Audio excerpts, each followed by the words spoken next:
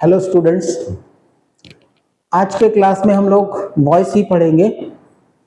पिछले क्लास में भी हम लोगों ने वॉइस पढ़ा था, लेकिन आज के क्लास में हम लोग सिंपल पास्ट टेंस का वॉइस पढ़ने वाले हैं। प्रेजेंट टेंस का जो वॉइस था हमने कंप्लीट कर लिया था।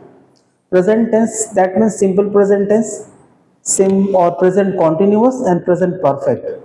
और वो जो 4 नंबर वाला जो टेंस है प्रेजेंट परफेक्ट कॉन्टिन्यूअस, उसका वॉइस नहीं होता है। So we have come up to simple past. Simple past का जब हम वॉइस बनाते हैं तो सबसे पहले हमको जानना पड़ता है कि सिंपल पास्ट टेंस होता क्या है, या सिंपल पास्ट को पहचानने एक गिवन सेंटेंस है, उस सेंटेंस को हम कैसे पहचानेंगे कि वो एक सिंपल पास्ट टेंस में है।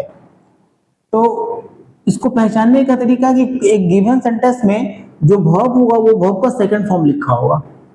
अगर सेंटेंस में वर्ब का सेकंड फॉर्म लिखा है तो the sentence goes with simple past tense, simple past और पास्ट इंडेफिनिट टेंस। या उस सेंटेंस में डिड लिखा होगा और डिड के साथ वर्ब का फर्स्ट फॉर्म लिखा होगा।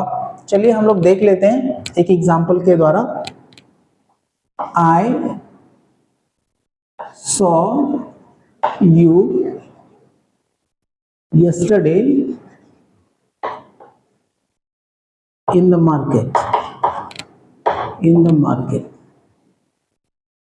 मैंने तुमको मार्केट में कल देखा था। मैंने तुम्हें कल मार्केट में देखा था। ये हम लोग वॉइस पढ़ते हैं। ये 1 नंबर क्वेश्चन है।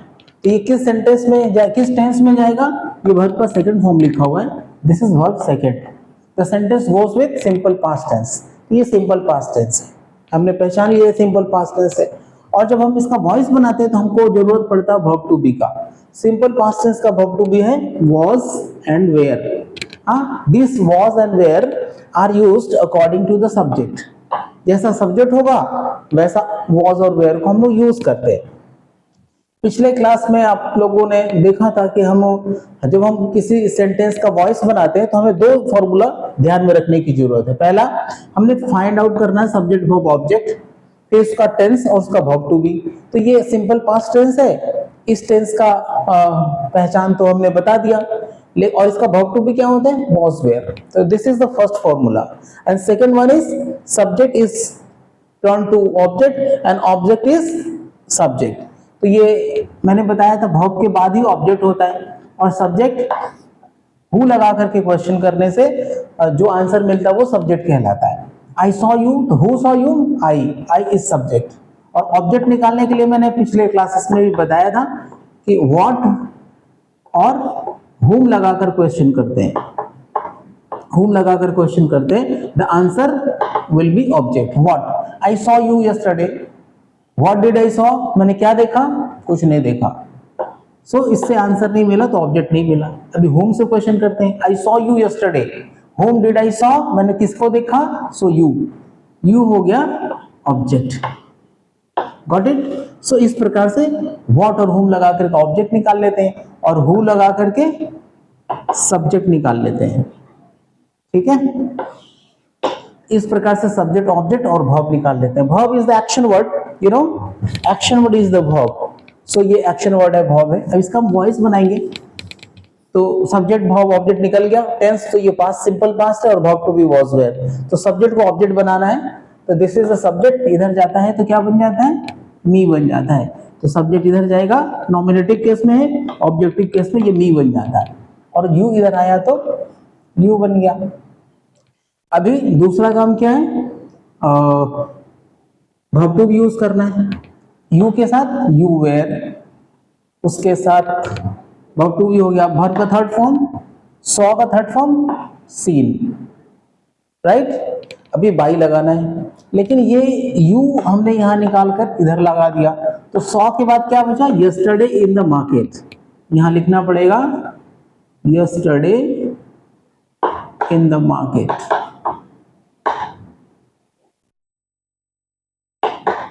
ठीक है, अभी लगाना है बाई बिफोर न्यू ऑब्जेक्ट। तो ये सब्जेक्ट था, ये ऑब्जेक्ट बना, इसके पहले new object by.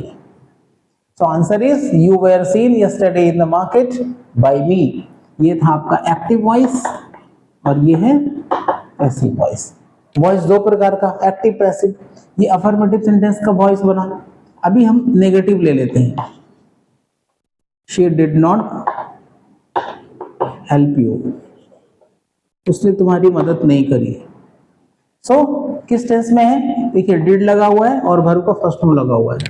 Did verb का फर्स्ट फॉर्म, राइट। अभी हमने ये समझ गए ये किस टेंस का है? Simple past.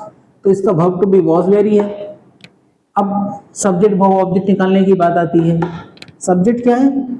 I did not help you. Who did not help? She. She is the subject, this is the verb, and you know verb के बाद में ही राइट साइड में ऑब्जेक्ट होता है, या फिर whom और what से क्वेश्चन कर लेंगे।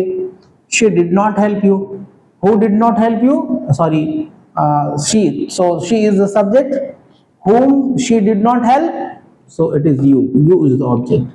तो मैंने सब्जेक्ट वर्ब ऑब्जेक्ट निकाल दिया। टेंस हमें पता है simple past, verb to be was were होता है।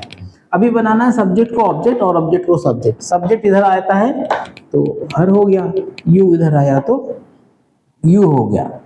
अभी वर्ब टू बी का यूज करना है। Number 2, verb to be was were, तो शी यू के साथ यू वेयर। अभी तीसरा वर्ब का थर्ड फॉर्म, तो हेल्प का हो गया हेल्प, फिर नए ऑब्जेक्ट के पहले बाय। लेकिन ये सेंटेंस नेगेटिव सेंटेंस है। हेल्पिंग वर्ब के बाद क्या लगा हुआ है? नॉट लगा हुआ है। सो इस हेल्पिंग वर्ब के बाद हमने क्या लगा देना होगा? Not. So as the question so the answer should be, जैसा क्वेश्चन है वैसा आंसर बनेगा। ये नेगेटिव का क्वेश्चन तो नेगेटिव का वॉइस, नेगेटिव आंसर। ये एक्टिव वॉइस, ये passive voice. Getting my point? Number 3 interrogative का ले लेते हैं। Did they play cricket today? Yesterday. क्या कल उन्होंने क्रिकेट खेला था? तो ये डिड लगा हुआ है, ये वर्ब का फर्स्ट फॉर्म लगा हुआ है।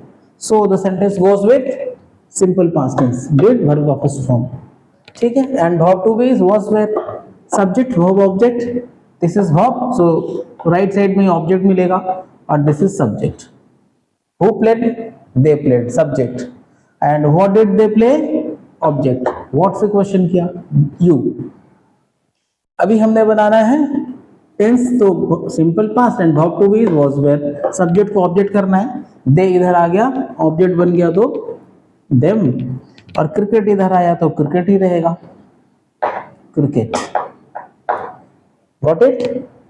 Okay, then verb to be, the verb to be is was were. Cricket है तो वाज होगा, उसके साथ वर्ब का third form. Number 3 play, play के साथ हो गया प्लेज।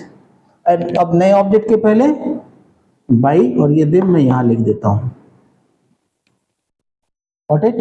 लेकिन सबसे पहले क्या लगा हुआ है? हेल्पिंग वर्ब बाहर है और इसका भी हेल्पिंग वर्ब अंदर है, तो ये हेल्पिंग वर्ब चूंकि क्वेश्चन का बाहर है तो क्वेश्चन का बाहर आ जाएगा, वॉज। ये हटा दिया जाएगा यहां से। तो was cricket played by them. The question is interrogative, so the answer is this was active voice and this is passive voice. Hope getting my point. One more question. Why did she not help you? उसने तुम्हारी मदद क्यों नहीं की? तो the sentence goes with simple past because there is did and verb का first form, ठीक है। Who did not help? तो she सब्जेक्ट। what लगाएंगे? whom लगाएंगे। whom did she not help? उसने किसकी मदद नहीं करी? तो you, मैंने बताया था अभी, verb के बगल में ही ऑब्जेक्ट होता है और verb के पहले सब्जेक्ट होता है, तो सब्जेक्ट verb ऑब्जेक्ट भी निकल गया। ये सिंपल पास्ट टेंस का है और सिंपल पास्ट टेंस का verb to be was were होता है। वॉइस बनाने के लिए सब्जेक्ट को ऑब्जेक्ट, she आ गया तो her हो गया, और you इधर आ गया तो यू हो गया।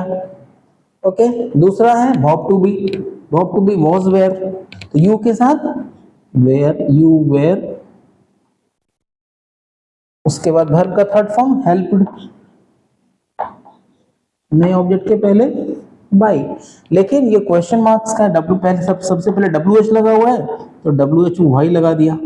उसके बाद हेल्पिंग वर्ब यहाँ लगा हुआ है, तो हमने यहाँ हेल्पिंग वर्ब लिखना है। हेल्पिंग वर्ब वेयर है, तो ये वेयर इधर आ जाता है, ठीक है। और यहाँ सब्जेक्ट के बाद नॉट लगा हुआ है, तो ये सब्जेक्ट बना, ऑब्जेक्ट था, नया सब्जेक्ट बना, इसके बाद यहाँ नॉट लगा देना पड़ेगा। So answer is done.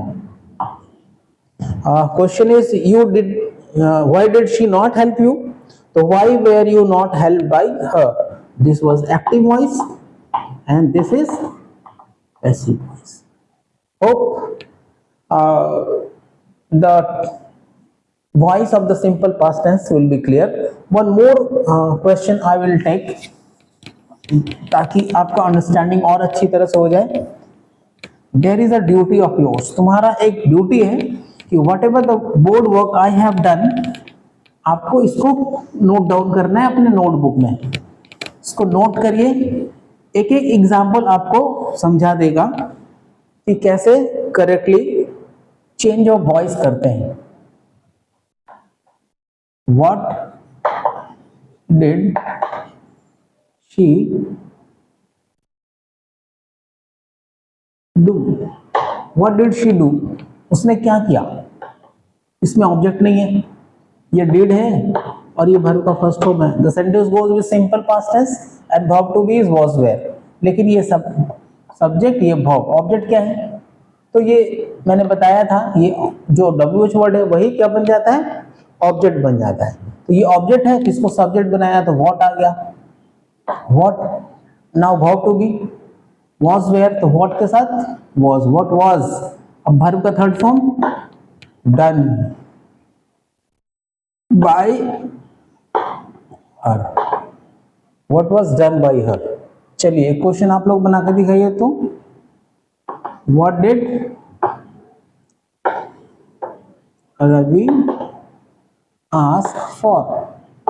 Ravi ने क्या मांगा? Try it. Try. I will go only with the answer. Fast. जल्दी करो. Answer is what was asked for by Ravi. Match it. There is a question mark, so there will be a question mark. ये active voice, ये passive voice.